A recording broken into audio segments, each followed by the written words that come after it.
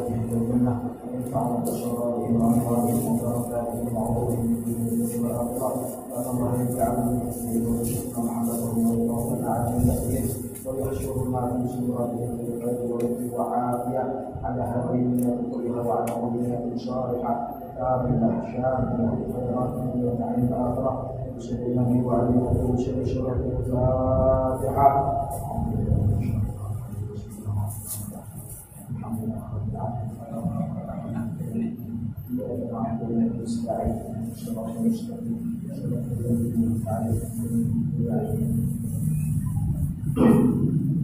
Bismillahirrahmanirrahim. Alhamdulillahi rabbil alamin. Wa bihi nasta'in ala umuri dunya waddin. Wassalatu wassalamu ala habibi rabbil alamin sayyidina wa maulana Muhammadin wa ala alihi wa sahbihi wa man tabi'ahum bi ihsanin ila yaumiddin.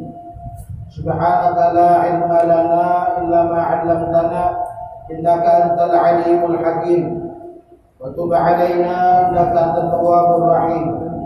Rabbi shrah li sadri wa yassir li amri wahlul 'uqdatam min lisani yafqahu qawli wasaddid lisani wahdi qalbi bi jahin nabi washabbi wal ali wa 'indahu mafatihul ghaibi la ya'lamuha illa hu. Amma ba'd. Alhamdulillah, segala puji syukur kita panjatkan kepada Allah Subhanahu wa taala atas semua nikmat yang Allah berikan kepada kita, yang mana dengan nikmat-nikmat itu kita bisa berkumpul di tempat yang mulia ini di waktu yang mulia juga dengan tujuan yang mulia, yaitu mendekatkan diri kepada Allah Subhanahu wa taala. Semoga semua amal ibadah yang kita laksanakan diterima oleh Allah Subhanahu wa taala. Amin ya rabbal alamin. Hadirin dan hadirat rahimakumullah. Qala al-mu'allif hafizahullah taala wa nafa'ana bihi wa bi jami'i ulumihi fid dharain amin. Kitabus sholati. Kitab tentang salat. Ai hada kitabus sholat. Ini sebuah kitab atau sebuah pembahasan yang lebar tentang sholat. Pembahasan yang sangat panjang, pembahasan yang sangat panjang. Dan ini merupakan sebuah pembahasan yang sangat penting bagi kita untuk kita ketahui. Karena seperti yang kita tahu, bahwasanya sholat merupakan rukun iman yang nomor 2. Iman nomor 2. Bahkan sholat merupakan sebuah amal ibadah yang kelak akan dipertanyakan oleh Allah Subhanahu wa taala pertama kali. Awwalu ma yuhasabu bihi al-'abdu as-shalah. Pertama kali atau apa yang akan dihisab oleh Allah taala yang pertama adalah sholat. Jadi penting. Karena dinukil dari Imam Ghazali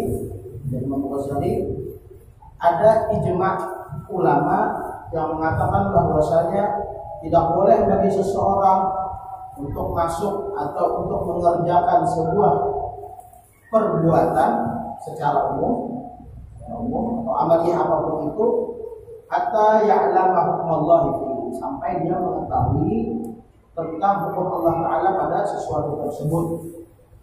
Apalagi ini masalah ibadah, itu jangan sampai ibadah yang kita laksanakan yang kita kerjakan itu karena kedengaran atau umpat-umpatan. Kita umpat dulu lagi, umpat saya umpat Nabi, umpat ulama. Tapi harus tahu dasarnya, bukan cuma yang sepintas ya. Ini sangat penting bagi kita untuk belajar tentang apa saja yang berkaitan dengan ibadah, terutama dengan sholat. Kemarin sudah pembahasan pembukaan sholat, yaitu toharah. Miftahus sholat atau toharah.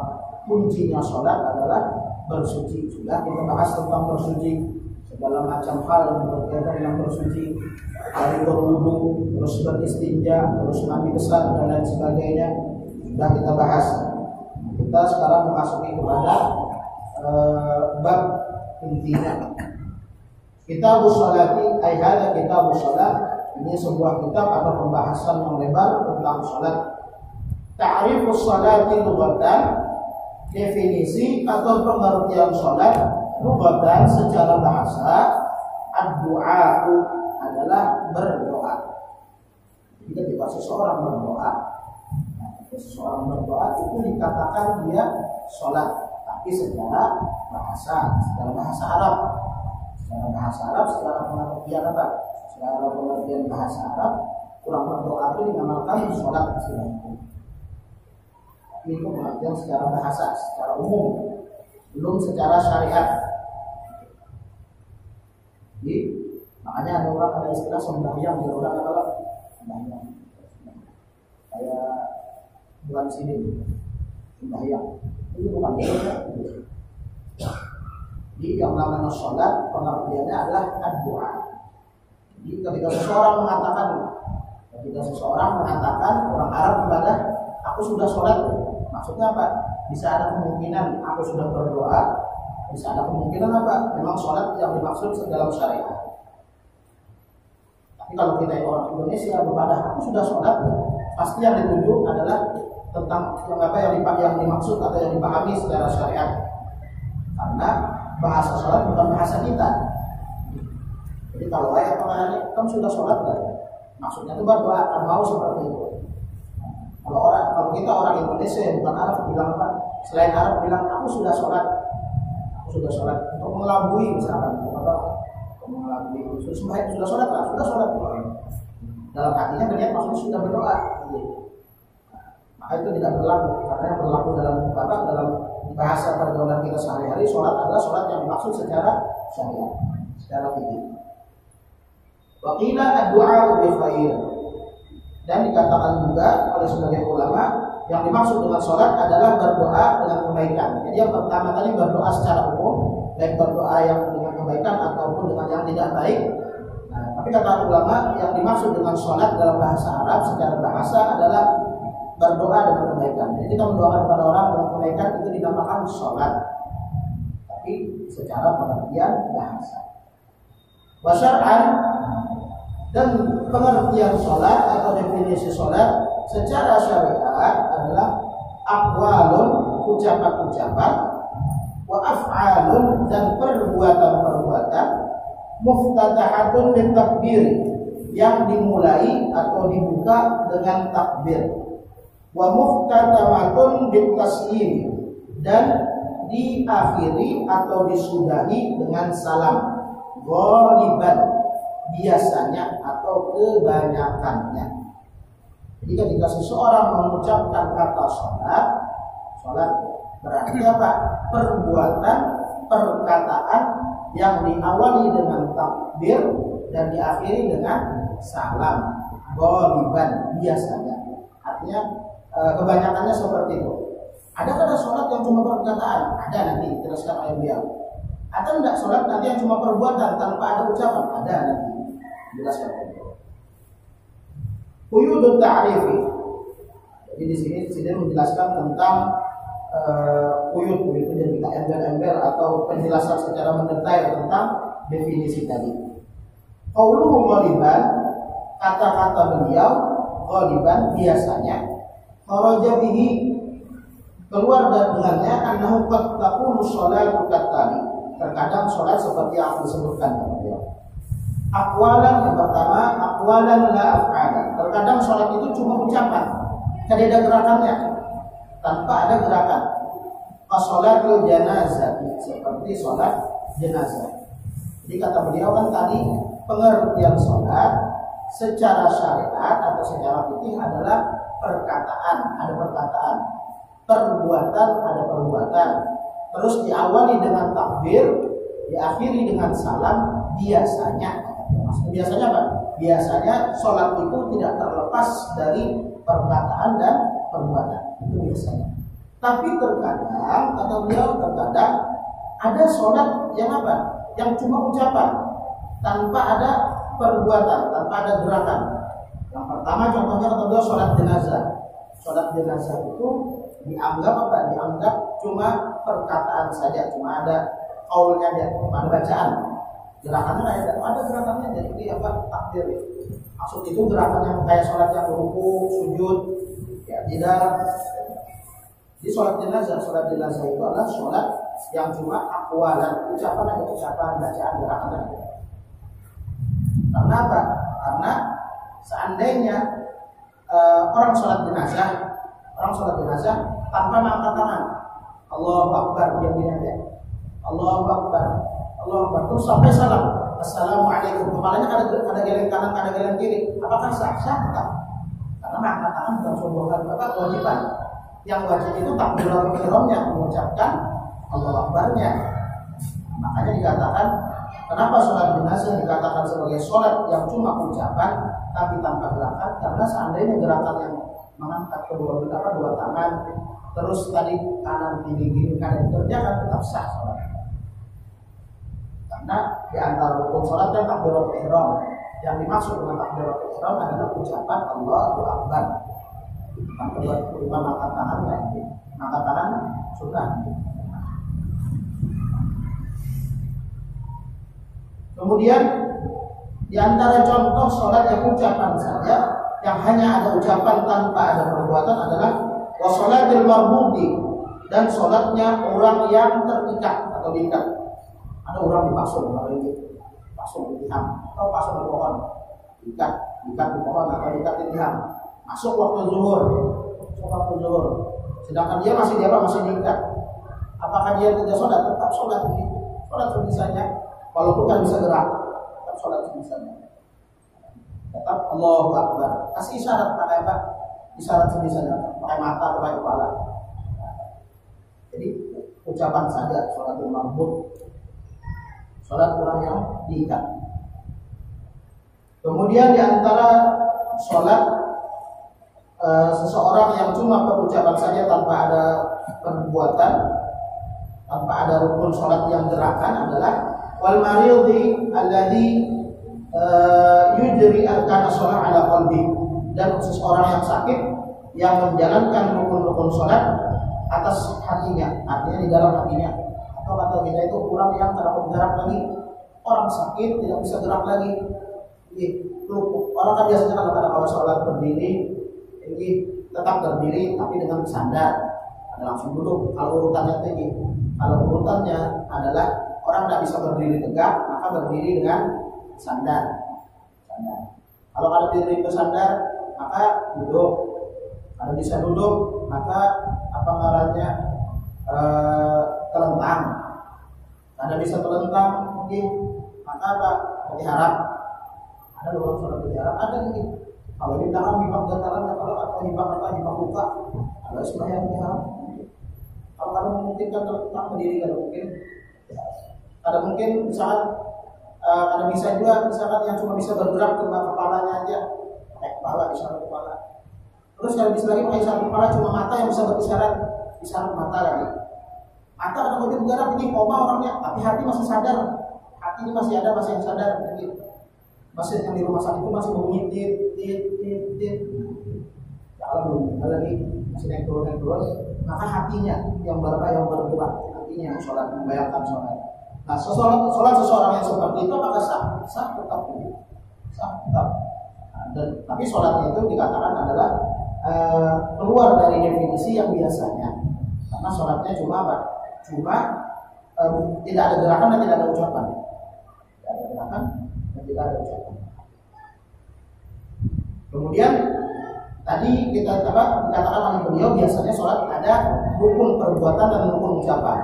Kemudian ada sholat yang cuma ada rukun ucapan saja, tidak ada rukun perbuatannya, rukun fi'linya. Kemudian yang kedua, terkadang sholat itu cuma gerakan, tapi tidak ada ucapannya. Mungkinkah hal itu? Mungkin ujian sini. Sholat dan akhras, seperti sholat orang bisu. Apa ini? Kalau bandar, kebacaannya apa? Bacaannya dalam hatinya. Jadi orang yang bisu gerakannya tetap sama, dia ruku, tidak sujud tetap sujud. Cuma apa caranya? Cuma ada ucapannya gitu. Ada suaranya, ada suaranya.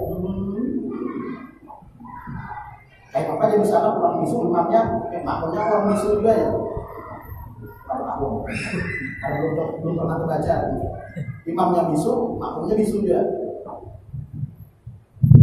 Kemudian, jadi sholatnya orang yang bisu adalah sholat gerakan saja tanpa ada ucapan. Kemudian yang ketiga adalah la af'alan wa la aqwalan as-shalatil aqrasil marbut. Ada sholat, ucapannya ada, perbuatannya ada juga. Tidak ada rukun gerakan dan tidak ada rukun perbuatan tidak ada, rukun ucapan juga tidak, rukun fi'li qaulinya tidak. Sholat apa? As-shalatil aqrasil marbut, seperti sholat orang bisu yang diikat. Bisu diikat orangnya. Jadi kayak apa sholat pakai hati lagi ini. Sudah bisu diikat lagi. Orangnya bisu terus diikat di tiang.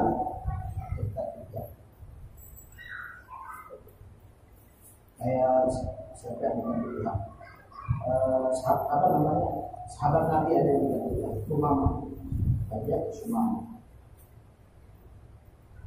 Kemudian fadlus sholati, keutamaan sholat. Hampir dari kita semua kajian seberapa sudah tahu tentang keutamaan sholat, pasti sudah tahu. Dia rukun tsani min arkanil Islam. Sholat merupakan rukun kedua dari rukun-rukun Islam. Rukun itu jadi kita bahas. Rukun itu bahasa Arab, cuma sudah jadi bahasa Indonesia. Ini aslinya rukunun itu artinya fondasi. Rukun. Ini kita ini rukun kematian. Kalau tidak kita bahasa Indonesia, bahasa Arabnya rukun kematian, fondasi kematian.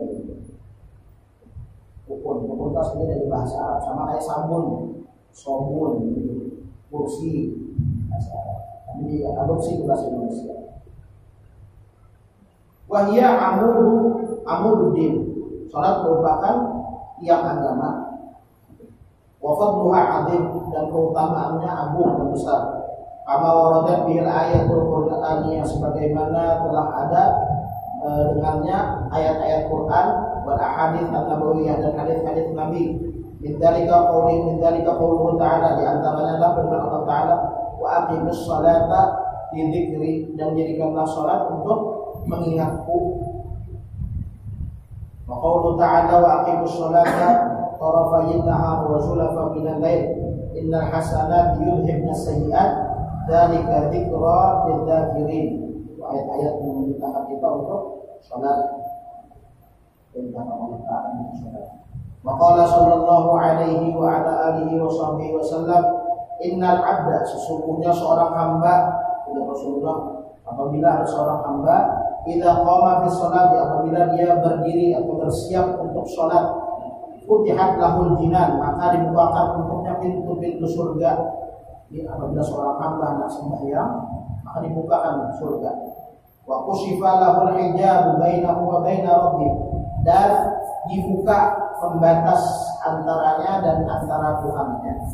Karena memang sholat itu dari asal kata sholatun, dari asal kata silatun. Silatun itu artinya hubungan. Karena di dalam sholat seseorang itu apa? Seseorang itu berhubungan atau berinteraksi dengan Allah Ta'ala. Jadi ketika Rasulullah SAW itu Isra Mi'raj, ketika Mi'raj berjumpa dengan Allah Ta'ala, pergi berjumpa dengan Allah Ta'ala, maka ketika selesai Isra Mi'raj, untuk umatnya Nabi ada enggak? Ada umatnya Nabi. Apa? Yaitu dengan sholat. Makanya dikatakan as-sholatu mi'rajul mu'minin. Sholat itu adalah mi'rajnya orang mukmin, interaksi dengan Allah Ta'ala. As-sholat. Makanya dikatakan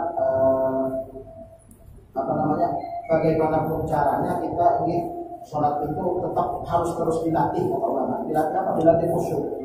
Dilatih khusyuk. Karena seandainya Pak, karena kita membayangkan bagaimana kalau kita sholat di depan apa? Di depan Sang Pencipta, bagaimana khusyuk. Bahkan bukan apa namanya, kata ulama, banyak di antara ulama itu berpuluh-puluh tahun melatih hati untuk khusyuk. 10 tahun. Kalau sesuatu yang mudah ini 10 tahun. Kalau kita ini tahun kan, hari hujan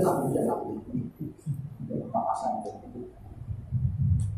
Untuk sekelas ulama itu banyak apa namanya, banyak yang berpuluh tahun melatih dirinya. Kalau kita kan ingin sholat itu tenang, kita ingin sholat dalam keadaan sekitar kita tenang.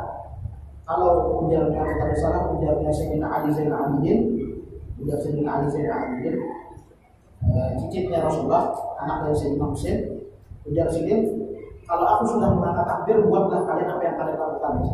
Kerjakan apa yang kalian mau kalau aku sudah mengangkat takbir. Maka kadang-kadang aku kalau mengangkat ada lagi pulang di sini. Jadi bahkan ketika sholat ketika sudah beliau mengangkat takbir sudah sholat, maka semua kebisingan yang ada itu hilang sudah. Ada dalam kalau kita kan kami ribut ya, kalau segala apa-apa belum lakukan berpuasa. Terganggu masih berarti masih belum ya kalau. Bagaimana Sayyidina Ali Zainal Abidin, putra dari Sayyidina Husain ini, beliau itu pas sujud, pas sholat itu rumahnya kebakaran, kurangnya kan bergerak sama sekali. Rumahnya kan bergerak, tetap sembahyang, tidak sampai sujudnya, sampai masyarakat di luar itu mengiau, wahai putra dari cucunya Rasulullah, keluar kebakaran. Ada beberapa kali bergerak, tapi tetap sembahyang. Karena sudah ada merasa lagi bagi kita. Luar biasa. Sementara salah Sayyidina Ali dan Sayyidina Ali, apa sahabat Nabi yang lain pernah kena panah. Kata Sayyidina Ali, cabutlah panah itu ketika aku lagi sholat. Jadi pas ingin sembahyang hanya dicabut. Ketika dicabut waktu sholat, apakah beliau merasakan sakit? Kan bilang merasa sakit. Ada orang-orang luar biasa. Jadi kita ini mau mengisahkan dia ini, tapi bagus juga mengisahkan orang-orang soleh. Karena indah ibn Shalihin dan Zilur Rahman. Ketika kita menceritakan orang soleh, maka akan turun rahmat. Jadi apabila apabila seorang hamba itu bersiap untuk sholat, maka dibukakan untuknya surga dan dibukakan pembatas antara dia dan antara Tuhannya. Wastaqbalahul hurul 'ain, dan para bidadari akan menghadap ke arahnya. Malam yang mutafid au yatanaqqa, selama dia tidak yang mutafid itu dari kita membuat bisik atau membuat ilmu sebenarnya. Sesuatu yang misalkan sia-sia, yatanaqqa itu kayak batuk, tapi batuk kayak olah-olah enggak salah itu. Wa inna fis sholati la shifaa'un, dalam hadis yang lain, wa inna fis sholati la shifaa'an, dan sungguh di dalam sholat itu ada penyembuhan, ada kesembuhan, sungguh ada kesembuhan. Ada seorang dokter yang berkata, ya sini masih dokter sendiri sampai sini, sesungguhnya ibadah yang paling capek itu sebenarnya ibadah sungguhnya olahraga yang paling sehat, paling capek dikerjakan itu sholat, asalkan sholat bujur-bujur sebagaimana Nabi. Kalau memang sholat kayak Nabi, dasar bujur. Di antaranya misalkan pas sujud, jangan lagi sujud itu kalau sholat cara Nabi, sujud itu sunnahnya itu tangan kan diangkat kalau ini. Kalau kita sujud ini kan yang mana sungguh berlekuk ini. Ininya rata dengan lantai enggak, sunnahnya diangkat. Terus antara antara perut lawan paha itu diregangkan. Jadi kayak kayak bentuk kayak gini. Ada kan kita lututnya itu masih maju, jadi kayak ini. Sunnah itu ininya antara perutnya sama pahanya diregangkan. Bapak itu kayak itu. Kemudian di dalam hadis lagi disebutkan wajuhidat qurratu aini fi shalah, dan dijadikan oleh Rasulullah hobiku atau kesenanganku itu fi shalah, di dalam salat. Makanya Rasulullah itu di antara hobinya Nabi atau kesenangannya Nabi adalah salat. Makanya apabila tiba waktu salat, Rasulullah itu pasti bilang kepada Sayyidina Bilal, ya Bilal, arehna itu dari sini hibur kami, hibur dengan apa? Suara adzan. Artinya para sholat sudah. Kayak kita juga yang lagi para sudah Pak, untung sudah waktu asar, senang namanya sepeda ya Pak. Jadi Rasulullah senangnya apa? Senangnya sholat. Jadi apabila masuk waktu adzan, ya Rasulullah hibur kami dengan suara adzan. Artinya sudah menggawi sesuatu yang menjadi hobi beliau. Kemudian di dalam hadis lagi ujar Rasulullah, wa innal 'abda, sesungguhnya seorang hamba idza qama, apabila dia bersiap yusolli untuk untuk sholat, apabila dia bersiap berdiri untuk sholat, utiya bidunubihi, didatangkan dosa-dosanya, fawudi'at, lalu dosa-dosa itu diletakkan ala ra'sihi, di kepalanya, au ala atiqihi, dan juga di pundaknya. Pundak, ya apabila kita hendak sembahyang, mau sholat, maka dosa-dosa kita itu diletakkan di kepala dan di pundak. Fakullama, maka setiap kali rokaat, setiap kali hamba itu ruku, au sajada, atau setiap kali dia sholat, tasaqatat anhu, maka dosa itu akan berjatuhan darinya. Tasaqatat anhu. Jadi apabila seorang hamba hendak sholat sudah, maka dosanya akan ditaruh di pundak, di kepala. Setiap kali ruku, Allahu Akbar, dosa itu gugur. Tidak sujud, guguran lagi dosa itu. Maka kata ulama biasanya fadilah-fadilah yang dosa diampuni dan lain sebagainya itu dosa-dosa halus, dosa-dosa kecil. Kalau dosa besar tetap kata ulama ada syaratnya. Dosa besar ada 3 syarat kalau berkaitan dengan Allah Ta'ala. Yang pertama adalah an-nadam, harus menyesal. Yang kedua adalah al-iqla, ada menggawi lagi. Yang ketiga adalah al-azmu, berniat tidak mengerjakan lagi. Apa bedanya nomor 2 dengan nomor 3? Nomor 2 itu artinya habis sudah. Sedangkan nomor 3 itu berniat ada hendak mengerjakannya. Itu dosa besar kalau berkaitan dengan Allah Ta'ala. Karena setiap hak yang berkaitan dengan Allah Ta'ala mudah Allah Ta'ala maafkan. Tapi kalau dosa itu berkaitan dengan adami, dengan makhluk, dengan manusia dan lain sebagainya, maka ada syarat yang keempat, apa? Raddul madzalim, mengembalikan barang yang dizalimi, mengembalikan apa yang diambil, kita ikhlas dan lain sebagainya. Jadi kalau ada hadis kayak Pak berwudu, ketika kita berwudu maka kuburan yang jatuh dosanya kan dari anggota wudu. Kemudian ketika sholat tadi juga, ketika sholat setiap kali ruku dan sujud maka dosanya akan jatuh. Itu kata ulama, biasanya banyak ulama bilang dosanya adalah dosa kecil. Dosa kalau sengaja melihat di WhatsApp itu sama dosa. Kira kiriman apa ya. Kemudian waqala ulama, dan berkata para ulama, inna sholata afdhalul ibadatil badaniyah, sesungguhnya sholat adalah ibadah badan yang paling utama. Jadi ibadah badan yang paling utama, yang nomor 1 adalah sholat. Ibadah badan yang paling utama atau yang nomor 1 adalah sholat. Makanya itu wajar kalau sholat ini merupakan amalan atau ibadah yang pertama kali dipertanyakan oleh Allah Ta'ala di hari kiamat. Kalau sholatnya beres, insya Allah amal yang lain beres. Tapi kalau sudah sholatnya belang hadangan, belang hamilun, ada Jumat, ada sembahyang, biasanya puasa ada tapi puasa juga nih. Kurang biasanya puasa ada puasa berarti sembahyang atau sembahyang. Jadi kalau sholat beres, biasanya amal ibadah yang lain beres.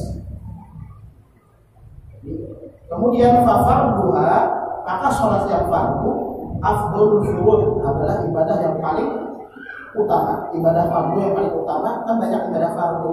Ada puasa Ramadan, ada haji, ada umroh. Umroh dalam sebagian pendapat ulama ada yang bilang wajib bagi orang yang mampu. Haji juga wajib bagi orang yang mampu. Zakat fitrah wajib bagi orang yang mampu. Sholat, zakat fitrah wajib.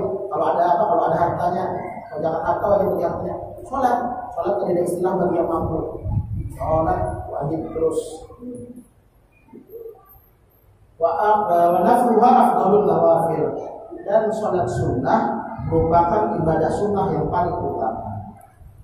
Terus sholat sunnah tabrakan lawan majelis taklim, atau sholat sunnah tabrakan lawan hadir majelis ilmu, mana yang didahulukan? Jelas majelis taklim.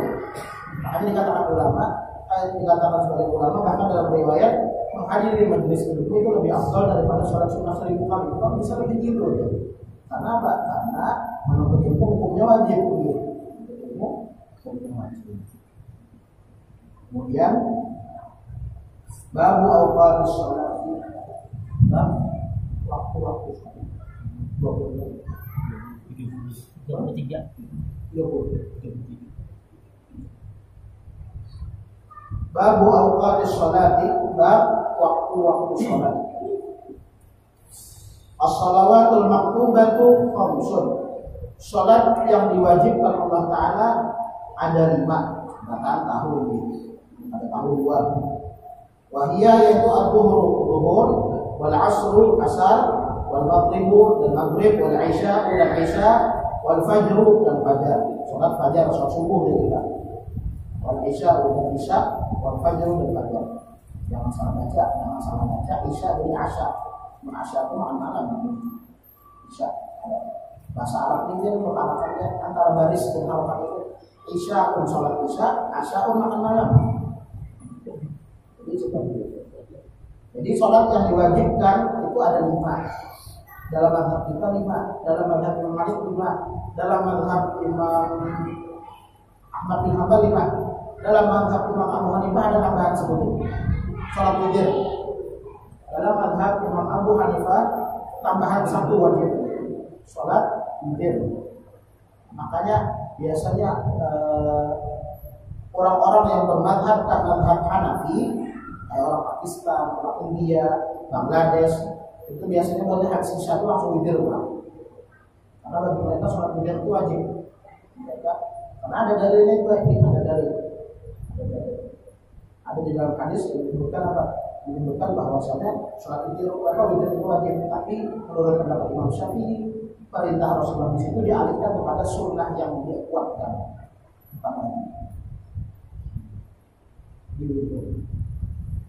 Kemudian Nabi Muhammad sallallahu alaihi wasallam fi hatainil ayatain, dan 5 waktu tadi itu sudah Allah kumpulkan untuk Nabi kita Muhammad sallallahu alaihi wasallam dalam 2 ayat ini. Qala ta'ala, Allah berfirman, Subhanalladzi hina tumshuna wa hina tusbihun wa lahul hamdu fis samawati wal ardi wa 'ashiyyan wa hina tudhirun.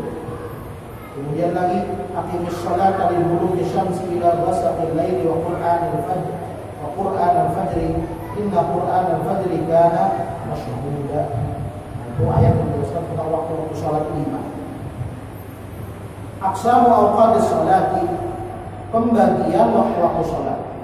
Jadi waktu sholat ini misalkan kita masuk waktu maghrib, dibagi lagi waktu maghrib misalkan kayak sejam, agak sejam dari setengah 6 sampai setengah 7. Itu dalam sejam ini dibagi oleh ulama.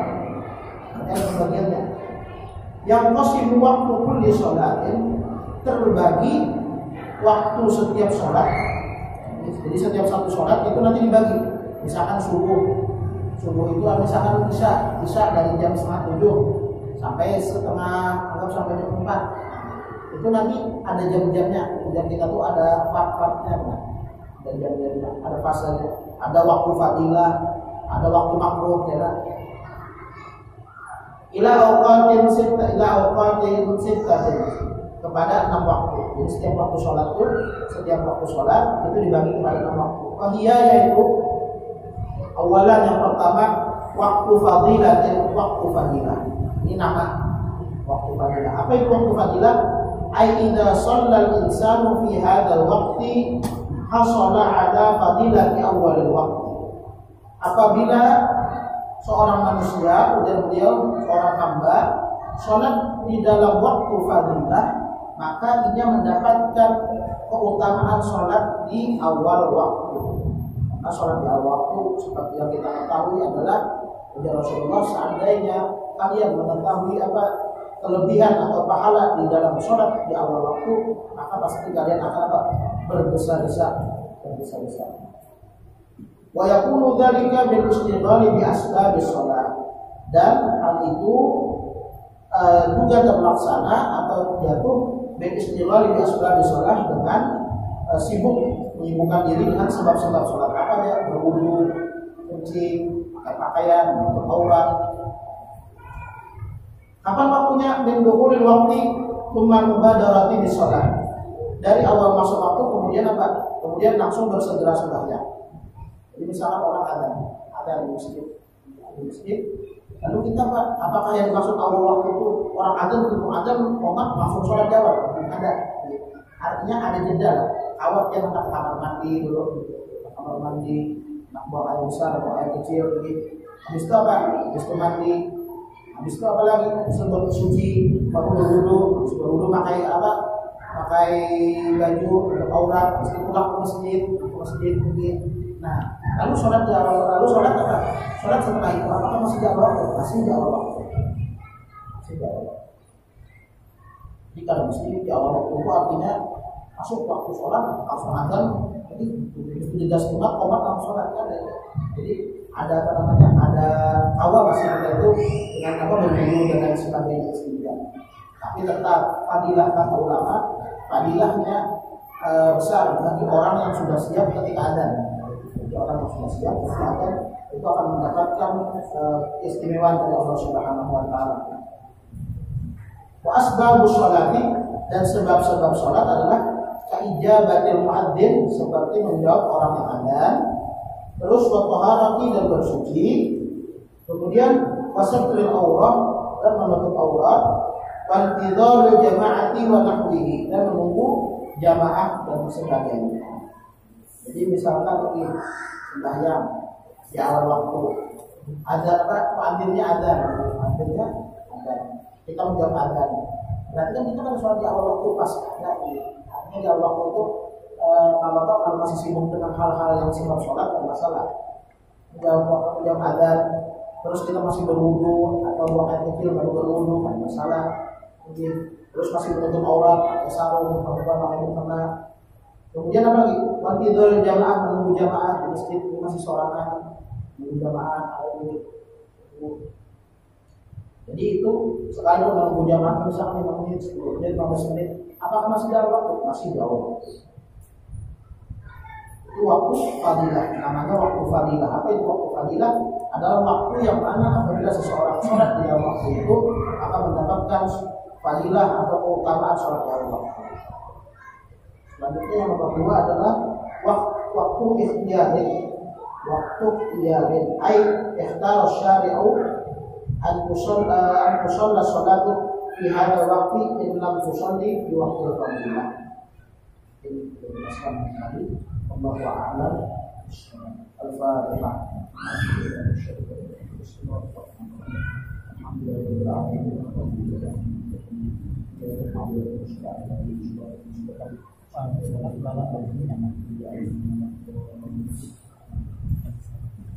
Bismillahirrahmanirrahim. Alhamdulillahirabbil alamin. Allahumma shalli wa sallim ala sayyidina Muhammad wa ala alihi wasallam. Allahumma anfa'na bima 'allamtana wa 'allimna ma yanfa'una wa zidna 'ilman wa zidna 'ilman wa zidna 'ilman wa zidna fahma. Allahumma aghfir bil 'ilmi wa zidna bil 'ilmi wa aghfirna bil taqwa wa zidna bil 'afiyati ya rabbal 'alamin. ربنا ظلمنا انفسنا وان لم تغفر لنا وترحمنا لنكونن من الخاسرين. ربنا آتنا في الدنيا حسنة وفي الآخرة حسنة وقنا عذاب النار. صلى الله على سيدنا محمد وعلى آله وصحبه وسلم.